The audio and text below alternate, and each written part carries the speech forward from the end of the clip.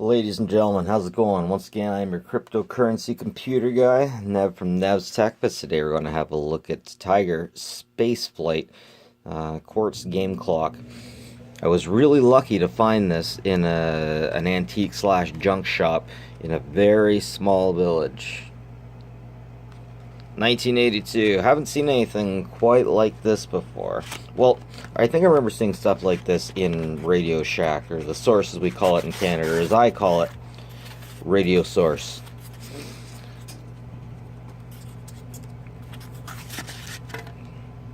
So we have a unit that looks like every early Tiger system. They all had a very generic look. Quartz Game Clock. I like how they advertise this. You can put this in your pocket and use it as a clock. Space Fight. I'm still messing with it, trying to figure it out. Thankfully, I had the instructions to tell me exactly what kind of batteries we need. Just so I know that I don't have the right batteries, but I do know I have batteries that are somewhat the right size. So I'm just going to plug these suckers in.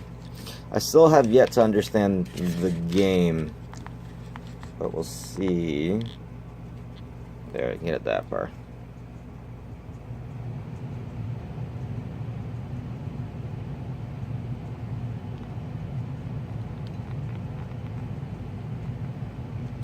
Come on.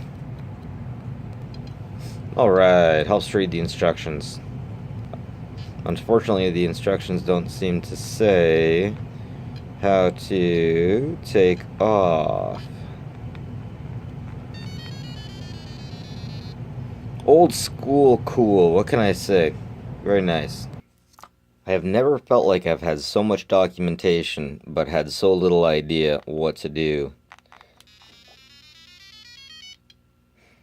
Okay, so it seems like I'm supposed to intercept the things coming down from the screen, except for the ship on the far left. I'm sure this is unbelievably simple. Far more simple than I'm making it. Yeah, there's a ship on the left and the right. I don't get shot by those ones, but I have to intercept the things coming down. Oh, I missed one. Game over, man. Game over. Okay. Now, I want to get into this thing. I want to see what makes this thing tick, honestly. Gotta wait till I get the real batteries in. And then, yeah, it has this little flippy thing out here to the side. I guess that's so you can play it like that if you want. Okay, well, that's pretty cool. They used to put a lot of work into these systems back in the day. I mean, back in the day, it was a super nice thing if you got one of these. I'm trying to remember what it would cost by today's standard. I want to say it would have been something like this. Would have been at least about $40 by today's money. This was definitely a very nice thing. Predates the Game Boy, of course, by what, like 10 years? You see what time? When did the Game Boy come out? Like 94, 92.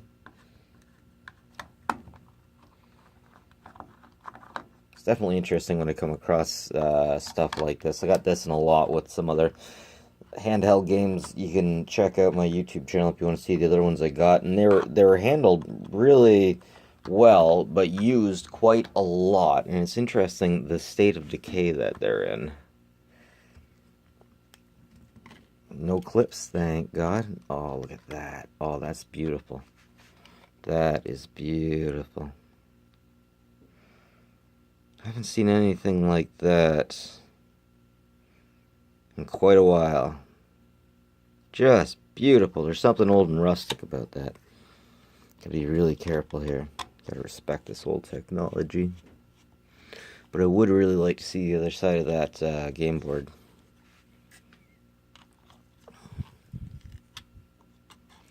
Come on. There's got to be another screw in there. There it is. Just saying, there's no way they mounted this thing with one screw.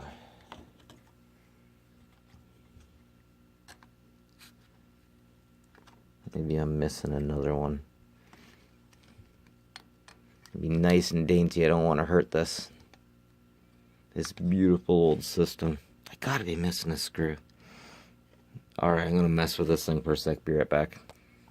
Alright, yeah, it was just one last screw. Let's hope it was one last screw. Okay, there we go. Oh yeah, here we go. Very nice. Man, I wonder where the main chip is. Oh, it's got to be right there. That's got to be the ROM. No. If that was a ROM, it wouldn't have so much solder on it.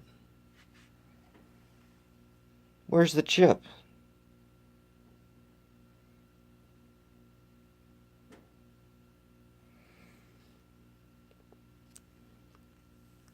The chip that has the memory in it. The chip that has the programming in it. I'm not seeing it.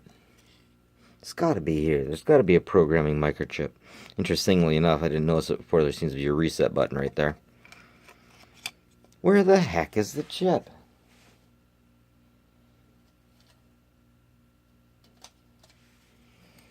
Because that seems to be the reset button.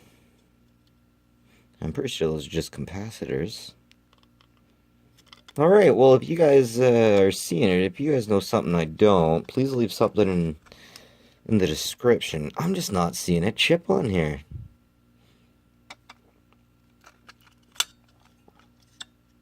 Maybe it's under the screen, but I'm not taking that off.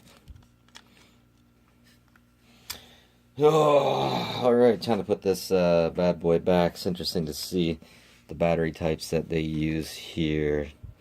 Where did I put that other battery? Or not battery, but... Did I say battery? Sorry, buttons. Interesting choice in buttons. They didn't use the cheap ones you see all the time these days. Oh! Okay, be right back. Alright, got the hard part figured out. Fortunately, those are pretty corroded. But fortunately, I can actually get a signal through, like you guys have seen.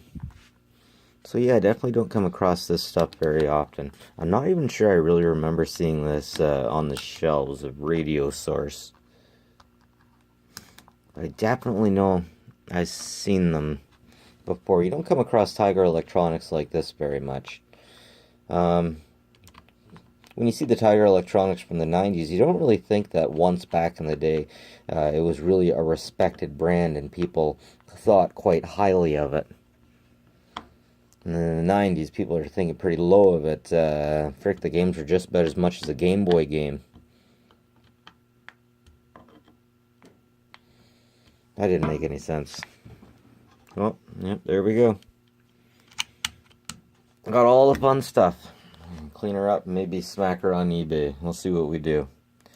Anyways, like and subscribe if you like this kind of stuff. Always appreciate it. This is my side hustle. This is my way of leaving my wife at home, managing to subsidize my wife at home so I have a stay-at-home mom. If you like and subscribe, definitely help me out, and appreciate it. Take care, folks, and take care of each other. Don't be scamming each other. Bye-bye.